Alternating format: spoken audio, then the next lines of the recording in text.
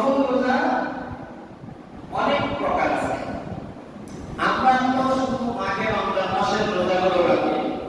আমরা পুরুষ যারা আমরা তো খাবো না, আমাদের মানুষ যারা তারা কিন্তু আলহামদুলিল্লাহ আমরা করে। আমরা পুরুষরা বেশিরভাগই রমজান মাসের রোজাগুলো রাখি, আর বাকি রোজাগুলো আমরা রাখতে চাই না। কিন্তু এগুলো কিন্তু কত প্রতিরোধ, শরীরের জন্য কত উপকার, এটা যদি আমরা জানতাম তাহলে থাকতাম। আসুন আমি 10 মিনিট এই নফল রোজা সম্পর্কে কথা বলি। তাহলে জনাবে মুহাম্মদুর রাসূলুল্লাহ সাল্লাল্লাহু আলাইহি ওয়াসাল্লাম বলেছেন, যারা রমজান মাসের রোজা রাখার পরে শাওয়াল মাসের এই 6টি রোজা রাখলো কাসিয়ামিন দাহার, আল্লাহ পাক বান্দার আমলনামায় 1 বছর রোজা রাখলে যে সওয়াব পেত, রমজান মাসের রোজা আর শাওয়াল মাসের এই 6টি রোজা রাখার কারণে 1 বছর রোজা রাখলে যে সওয়াব পেত, তার আমলনামায় সমান সওয়াব তারে বিভক্ত করে দিবেন। সুবহানাল্লাহ। তাহলে শাওয়াল মাসের নফল রোজা কয়টা? এটা যদিও নফল হোক কিন্তু এটার মান, এটার মর্যাদা, এটার সম্মান অনেক বেশি। এরপরে আসুন আল্লাহ রাসূল সাল্লাল্লাহু আলাইহি ওয়াসাল্লাম ইয়াউমুল ইসনাইন ওয়া ইয়াউমুল খামিস, অর্থাৎ সপ্তাহের সোমবার এবং বৃহস্পতিবারে রোজা রাখতেন। রাসূল সাল্লাল্লাহু আলাইহি ওয়াসাল্লাম বললেন, সামতু ইয়াউমুল ইসনাইন উদিতু ফীহি ওয়া বুইসতু ফীহি ওয়া আনসালা আলাইয়া ফীহি। আল্লাহু আকবার। সোমবার আমি রোজা রাখি এজন্য, সোমবার আমি দুনিয়াতে এসেছি। আল্লাহু আকবার। সামতু ইয়াউমুল ইসনাইন, আমি সোমবার রোজা রাখি এজন্য, উদিতু ফীহি, ওই সোমবারে আমি পৃথিবীতে আগমন করেছি। সুবহানাল্লাহ। ওয়া বুইসতু ফীহি, আমি সোমবারে নবুয়তের নবুয়তের দায়িত্ব পেয়েছি। আল্লাহু আকবার। ওয়া উসনা আলাইয়া, এবং সোমবারে আমার কাছে কোরআন নাযিল শুরু হয়েছে। সুবহানাল্লাহ। আল্লাহু আকবার। বিশ্বনবী জনাবে মুহাম্মদুর রাসূলুল্লাহ সাল্লাল্লাহু আলাইহি ওয়াসাল্লাম আরেকটি হাদিস শরীফে বললেন, ওয়া মান সামিলা, সোমবার আর বৃহস্পতিবারের রোজা রাখার সওয়াব আরেকটু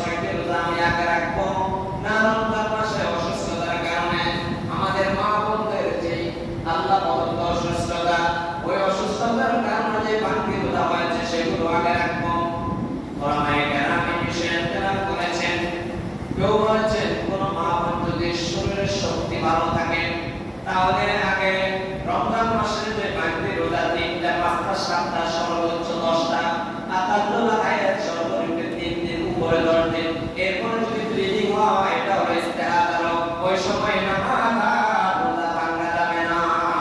এই মাসালাটা আপনাদেরকে ক্লিয়ার করে দেই। বাড়িতে যে সমস্ত আমার মায়েরা বোনেরা লাইভে আলোচনা শুনতেছেন মা বোনদের ইদ্দাতের আতাল্লাহ আয়াত যেটা সেটা সর্বনিম্ন 3 দিন উপরে 10 দিন এরপরে যদি ব্লিডিং হয় তখন আর রোজা ছাড়া যাবে না, নামাজ ছাড়া যাবে না, ওইটাকে বলা হয় ইস্তেহাদার। তখন মাসালা কি ওযু করে নামাজ পড়বে, এবার যত ব্লিডিং হোক তার ওযু বহাল থাকবে, নামাজ শেষ তার ওযু ভেঙে যাবে। কথা বুঝে আসছে? কোরআন শরীফ পড়তে বসছে ব্লিডিং হোক অসুবিধা নাই, এরকম অনেক মা বোন অসুস্থ আছে কোনো অসুবিধা নাই, 10 দিনের উপরে যদি ব্লিডিং হয় তখন এটা ইস্তেহাদার। ওযু করবে, কোরআন শরীফ পড়তে বসবে, যতক্ষণ কোরআন শরীফ পড়বে ততক্ষণ তার যতই ব্লিডিং হোক তার ওযু থাকবে, নামাজ যত রাকাতেই পড়ো তার ওযু বহাল থাকবে, নামাজ শেষ করুন তার শেষ তখন তার ওযু থাকবে না, আবার নতুন করে ওযু করে নামাজ আর কোরআন শরীফ তেলাওয়াত করবে। কথা কি বুঝে আসছে? এটা প্রয়োজনীয় মাসালা না।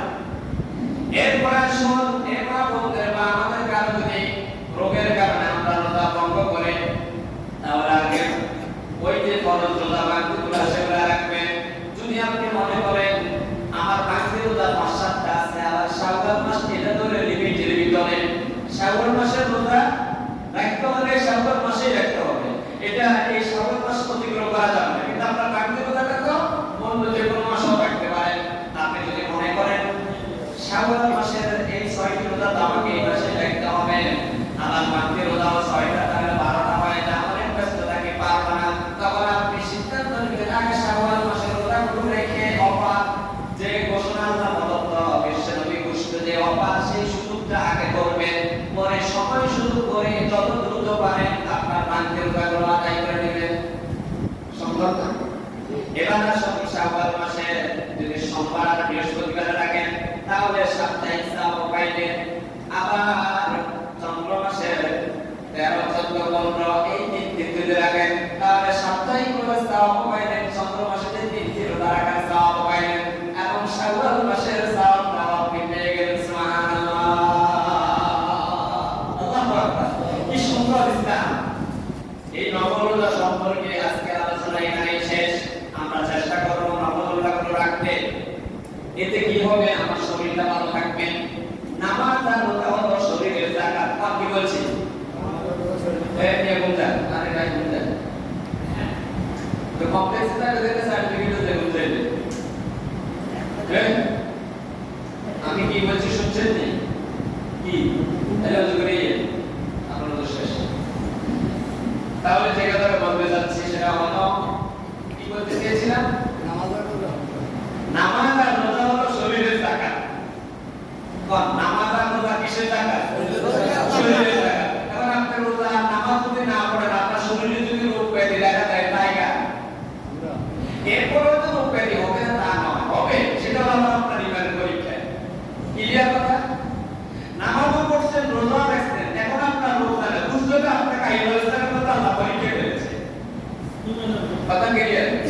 তাহলে নামাজ আর রোজা এই দুটো হলো আপনার শরীরের জাকাত, শরীরের ট্রিটমেন্ট। এরপর যদি হয় আল্লাহ রাসূল বলেন আসাদুল বালা আল-আমসাল বাল-আমসাল, বিপদ ওই ব্যক্তির সবচেয়ে বেশি হবে যে ব্যক্তি আল্লাহকে বেশি ভয় করে। তো বলে হুজুর এটা কেমন ধরনের কথা? আল্লাহকে ভয় করে আবার আল্লাহ বিপদ বেশি দেয়।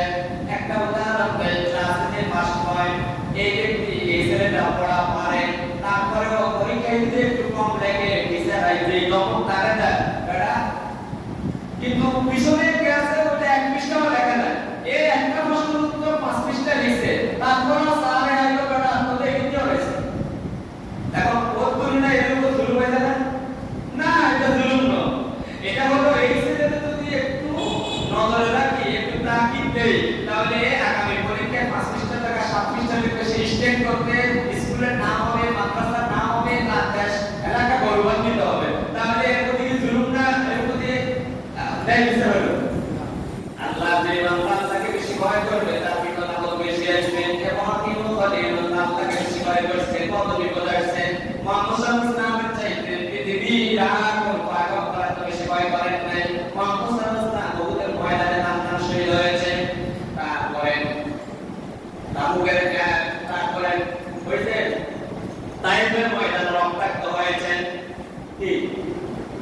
তাহলে মুহাম্মদ সাল্লাল্লাহু আলাইহি ওয়াসাল্লামের মতো মহামানব রাহমাতুল লিল আলামিন সাইয়্যিদুল মুরসালিন ইসলামের জন্য মায়ের কাছে, তাই ইসলামের জন্য মায়ের খাওয়া লজ্জা নয়। সব পয়গম্বর মায়ের কাছে ইসলামের জন্য, না নিজের স্বার্থের জন্য গেছে।